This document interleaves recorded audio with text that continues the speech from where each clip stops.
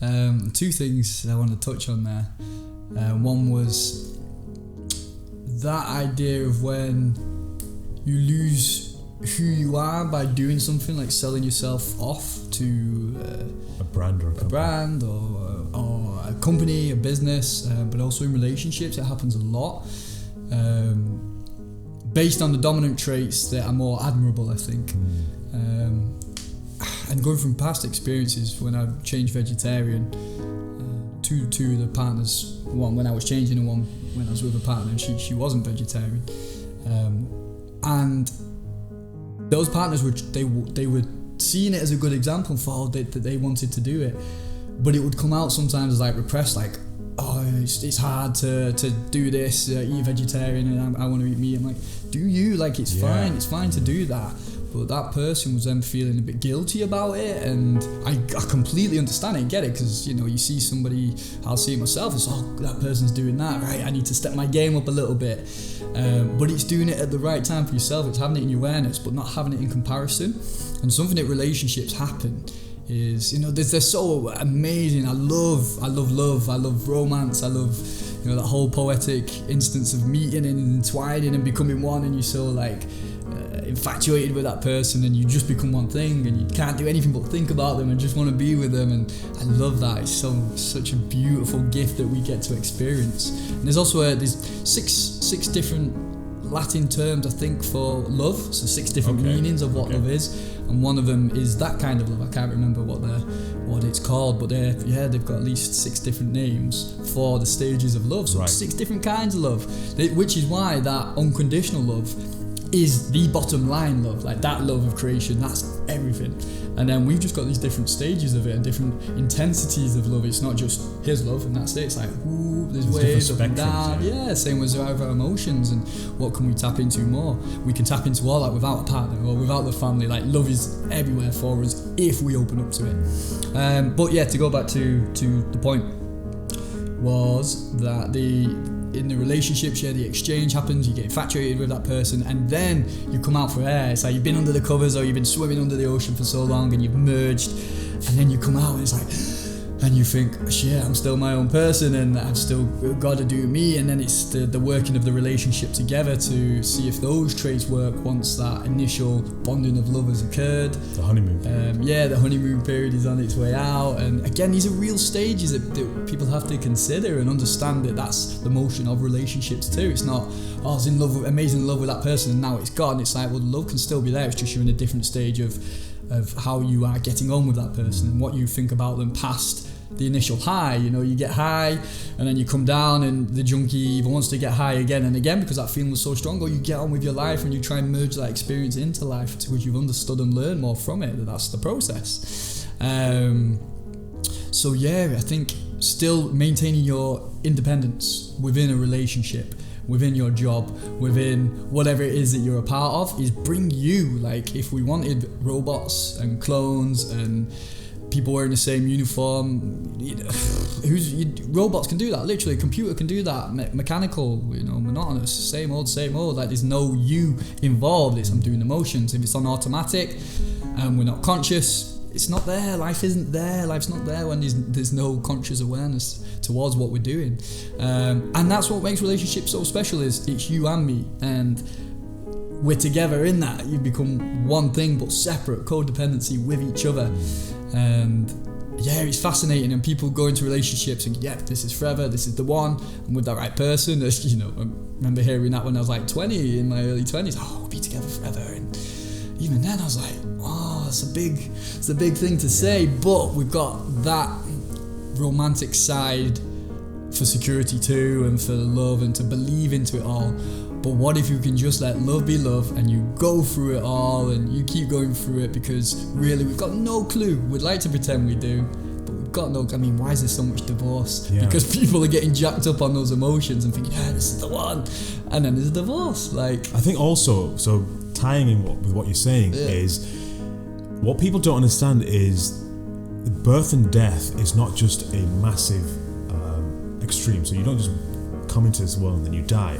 There are births and deaths that happen every single day, births and deaths that happen every single minute. So the person you were an hour ago before this podcast is not the person who you are right now. We don't tend to look at that. We want to look at things in the macro aspect of things and not in the micro. In the micro aspect, there are micro births and deaths. And Ernest Becker talks about this in The Birth and Death of Meaning, in a book that he wrote. And he says that the issue when it comes to the topic of love, and especially romantic love, is, let's say you fall in love with a person. In that moment in time, you fell in love with that person, who that person was in that moment in time, and she fell in love with you, with who you were in that moment in time. What usually happens is, once you've gone through this cycle, especially once the honeymoon phase is gone, and you start still pursuing your independence, and that's how it should be. If you end up thinking, okay, I'm infatuated with this person and I'm going to try and live a codependent life with this person, and everything has to be based on decisions put together, you're going to clash straight away. But then as soon as you go the other way, which is what you should be doing, but people don't know how to handle this properly, is you live independent lives, but you come together whenever you need to come together, when you want to come together.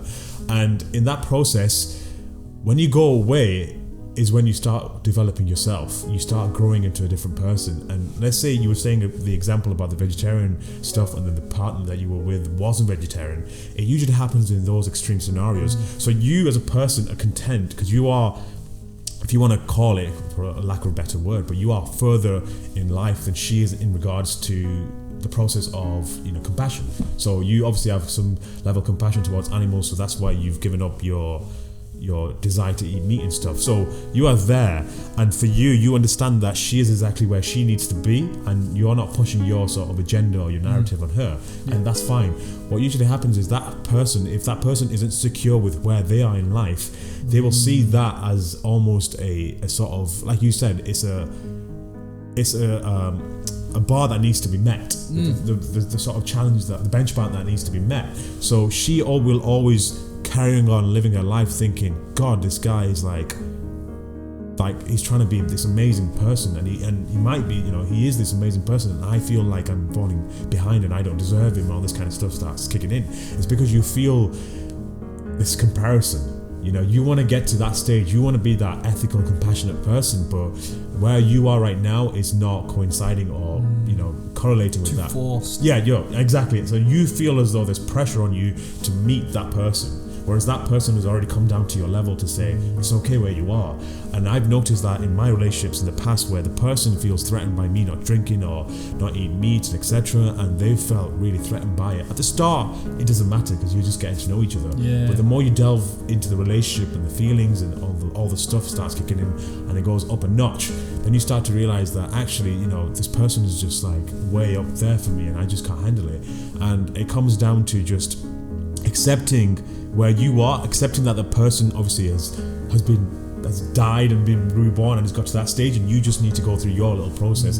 If it ends up that you don't want to do that, you don't want to get to that person's stage, and you like where you are right now, then fair enough. Then you can say, I think we need to part ways, we need to go our separate ways. But divorce and breakups happen because that person, or even the person who's higher up, looks down on the person. See, that's where we have to be very conscious that we're not becoming patronizing, where we don't look down on people and say, look, I'm up here and you're down there, and my ethics are a lot higher than yours, and you don't care about animals and yourself. It becomes extreme, doesn't it? It does, you just look at any extremist group to see why that doesn't work. Exactly. So you don't want to get into that scenario, and you don't want to get into a scenario where that person, or you want to almost see those symptoms straight away. See and make sure you reassure that person and say to them, look, wherever you are right now, I'm here to support you. Yeah, I'm choosing to be with you regardless of who you are and where you are right now. I'm actually in love with that, not with the fact that you're going to become this person. Yeah, obviously you want to see the best in people, and you want them to be a certain level eventually, or somewhere in a couple of years, but to never have that expectation take over.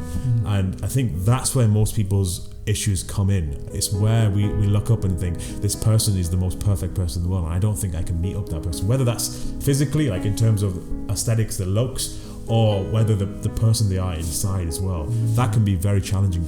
If anything, it's that person they are inside that hurts more.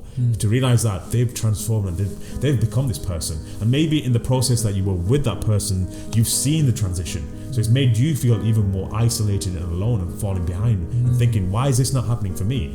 So it's diagnosing those symptoms, talking about it, and that's what usually doesn't happen. We tend to talk about it when, you know, we're having a spat. Those issues come up when there's a spat, and then you think, this is not the scenario that we want to talk about this kind of stuff. We want to talk about this when we're both level-headed and we're calm and we can have a discussion as opposed to a sort of an argument almost. So yeah, I think that is really important, and I think it was good that you mentioned that, because that triggered that in my head. Yeah, I think if you're happy with what you're doing and it makes you happy, then, and you're not hurting no one, keep going. Keep going. If you found whatever that love is in that thing you're doing, then keep going. But if we're not, and this is it, if we're not happy with where we are, it's not the world, it's us. Something in us needs to be fixed and changed. Not fixed, something needs to be fixed, but it needs to be given attention to, and to understand why it's there, because we're not broken or in bits. It's seeing, this thing's fucked me up, or I've not been able to see another way. Okay,